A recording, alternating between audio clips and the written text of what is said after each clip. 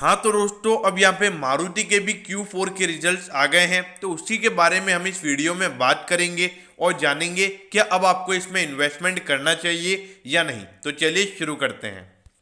तो देखिए, सबसे पहले अगर मैं रेवेन्यू की बात करूं, पिछले क्वार्टर से अगर हम कंपेयर करें, मतलब जो अक्टूबर से दिसंबर वाला क्वार्टर था उससे अगर हम कंपेयर करें, तो यहाँ पे 2% का रेवेन्यू कंपनी का बढ़ा है और 24,034.5 करोड़ का टोटल रेवेन्यू इनका इस क्वार्टर यानी कि जनवरी से मार्च वाले क्वार्टर में रहा है। लेकिन अगर हम प्रॉफिटेबिलिटी की यहां पर अगर हम बात करें, तो जो प्रॉफिटेबिलिटी है वो 38% गिरकर हो गई है 1241.1 करोड़ की। तो देखिए, अगर पिछले क्वार्टर से अगर हम कंपेयर करें तो प्रॉफिट में हमको 38% की गिरावट देखने को मिली है।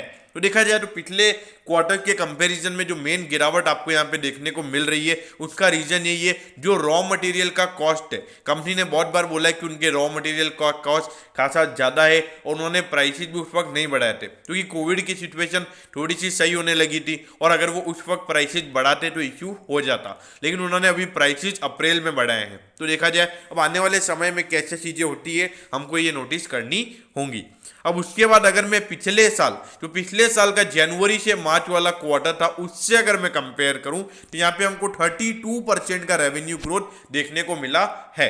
तो देखा जाए कंपनी की जो सेल्स है वो क्वार्टर ऑन क्वार्टर भी हमको बढ़ती हुई नजर आई है और ईयर ऑन ईयर भी यहाँ पे हमको सेल्स बढ़ती हुई नजर आई है।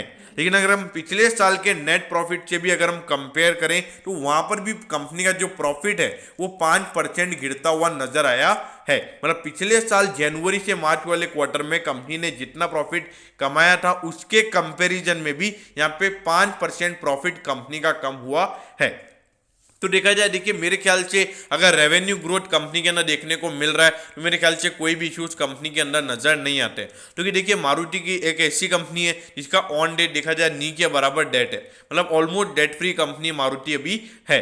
तो देखा जाए भाई आने वाले समय में अभी इन्होंने प्राइसेस भी बढ़ा दिए, जो रॉ मटेरियल का कॉस्ट था उसकी वजह से यहाँ पर आपको प्रॉफिट गिरता हुआ नजर आ रहा है। तो ये टेम्पररी है, मेरे ख्याल से जब कोविड की सिचुएशन से कंपनी बाहर आएगी तो एक अच्छी खासी रिकवरी आपको यहाँ पर देखने को मिलेगी। तो मैं तो पूरी तरीके से रिजल्ट से सेटिस्फाइड हूं, मुझे कुछ भी नेगेटिव यहां पे नजर नहीं आ रहा है। अब देखिए आपको ये प्रॉफिट गिरा है या आपको नेगेटिव जरूर लगेगा, लेकिन जिस तरीके की सिचुएशन है हमको उसको एक्सेप्ट करना पड़ेगा और फिर मानना पड़ेगा कि जैसी सिचुएशन है हमको उस हिसाब से रिजल्ट को एनालाइज करना होगा।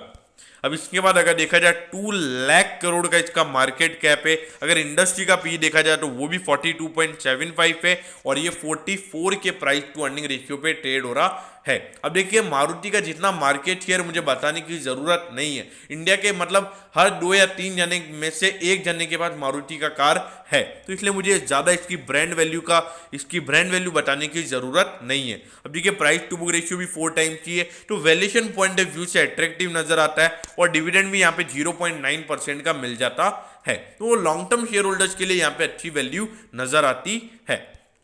अब देखा जाए पिछले साल भी कंपनी का रेवेन्यू गिरा था और इस बार भी ऑल ओवर देखा जाए तो करीबन 5 से 6% का रेवेन्यू कंपनी का डिक्लाइन हुआ है और प्रॉफिटेबिलिटी भी आपको इस बार ऑल ओवर देखा जाए तो एक बार भी आपको गिरती हुई नजर आएंगी। तो देखा जाए पिछले 2 साल से मारुति के लिए थोड़े से क्रूशियल जरूर रहे हैं, लेकिन देखिए जो रेवेन्यू में हमको sales growth quarter on quarter और ईयर ऑन ईयर देखने को मिल रहा है, क्योंकि बता रहा है कि कंपनी का जो बिजनेस मॉडल है वो थोड़ा सा वापिस से जो प्री कोविड वाले लेवल थे वहां पर आया था। लेकिन देखिए फिर से अभी अप्रैल में अच्छा खासा कोविड के केसेस बढ़ रहे हैं, तो हो सकता है जो पिछले साल सिचुएशन अराइज हुई थी वो इस बार भी अराइज होती हुई नजर आ सकती है। देखिए इस बार लॉकडाउन नहीं हुआ, लेकिन जो सेल्स में कंपनी की गिरावट हो सकती है मैं वो वाली बात कर रहा हूं। यहाँ पर अगर देखा जाए 6690 पे मारुति का शेयर अभी ट्रेड हो रहा है। अगर देखा जाए ऑलमोस्ट 10,000 के लगभग का इसका हाई है, तो अराउंड देखा जाए पहले से 33% का करेक्शन ऑलरेडी स्टॉक में हो चुका है। अगर हम परसेंटेज वाइज बात करें तो देखिए मेरे ख्याल से मार्केट ने पहले से करेक्ट कर ही रखा है स्टॉक को, और अगर ज़्यादा से ज़्यादा मेरे ख्याल से 6,000 या 5,500 रुपये तक ये स्टॉक जा सकता है। तो लॉन्ग टर्म इन्वेस्टर जो इसको बाय करना चाहते हैं मेरे ख्याल से कर सकते हैं, और जिन्होंने पहले से इन्वेस्ट किया हुआ है अगर लॉस में हो तो पैनिक मत होइए, इसमें आप डिप में और बाइंग कर सकते हो। और अगर आपके पास कैपेसिटी नहीं है और बाय करने की तो मेरे ख्याल से होल्ड रखिए, आने वाले 1 से 2 साल में ये आपको आराम से इसका पिछला हाई तोड़ता हुआ नजर आएगा। तो दोस्तों मैं होप करता हूँ कि आपको मारुति सुजुकी के Q4 के रिजल्ट के बारे में सब कुछ पता चल गया होगा। अगर आपकी कोई भी क्वेरीज हैं तो आप कमेंट सेक्शन में कमेंट कर सकते हो, मैं ज़रूर आपके कमेंट पर रिप्लाई करूँगा। तो दोस्तों अगर आपको वीडियो अच्छा लगा हो तो वीडियो को लाइक कर दीजिएगा और रोज़ इसी तरीके की अपडेट पाने के लिए चैनल को सब्सक्राइब करना मत भूलिएगा। Okay, thank you, have a nice day.